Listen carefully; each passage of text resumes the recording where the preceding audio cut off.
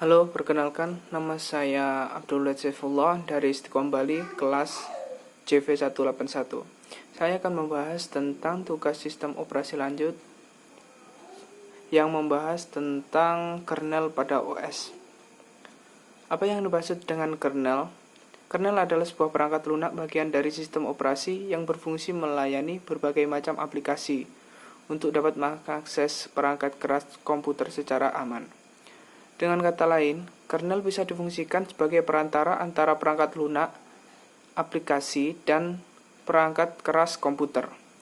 Adapun definisi dari kernel antara lain, kernel merupakan sebuah perangkat yang berfungsi sebagai mediator atau sebuah perangkat membuat komunikasi antara perangkat lunak dan perangkat keras komputer. Yang kedua adalah sebuah perangkat yang menyediakan pelayanan terhadap sistem seperti pengaturan untuk proses yang sedang berjalan, pengaturan file, dan pengaturan input dan output pada komputer. Bahasan kedua adalah shell script. Arti sendiri dari shell adalah sebuah program penerjemah yang berfungsi sebagai jembatan antara user dan kernel. Biasanya, kernel akan menyediakan sebuah interface, di mana interface ini berfungsi sebagai tempat untuk memberikan perintah-perintah. Linux memiliki berbagai macam shell, di antaranya adalah Bourne shell, C shell, Korn shell, Bourne again shell, dan sebagainya. Masing-masing shell mempunyai kelebihan dan kekurangan, yang mungkin lebih didasarkan pada kebutuhan pemakai yang makin hari semakin meningkat.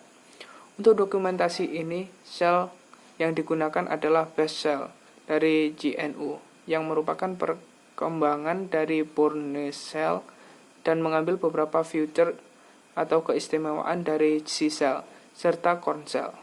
Bash shell merupakan shell yang cukup banyak digunakan pemakai Linux karena kemudahan serta banyaknya fasilitas pemerintah yang disediakan.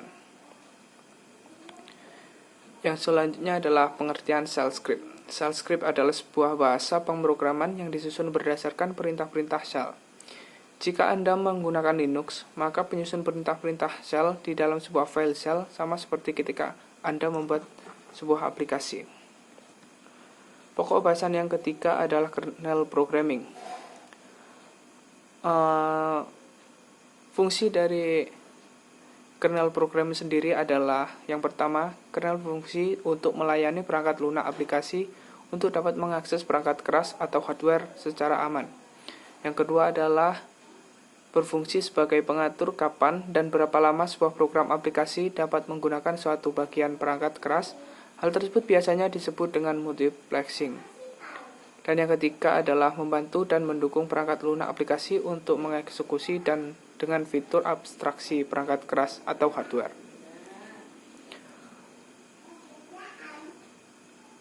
Kernel sendiri dibagi menjadi 4 kategori, yaitu yang pertama kernel monolitik, yaitu kernel yang mengintegrasikan banyak fungsi dari dalam kernel dan menyediakan lapisan abstraksi perangkat keras secara penuh terhadap perangkat keras yang berada di bawah sistem operasi.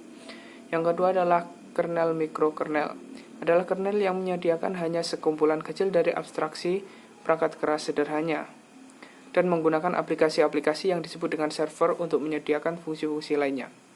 Yang ketiga adalah kernel hybrid atau modifikasi dari mikrokernel.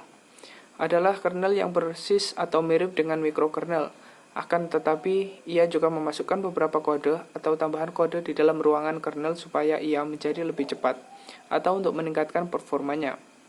Yang keempat adalah kernel exokernel. Adalah kernel yang tidak menyediakan sama sekali abstraksi perangkat keras, akan tetapi ia menyediakan sekumpulan library yang menyediakan fungsi akses ke perangkat keras atau hardware secara langsung atau hampir-hampir langsung. Sekian penjelasan dari saya. Terima kasih sudah menyimak videonya. Sampai jumpa kembali.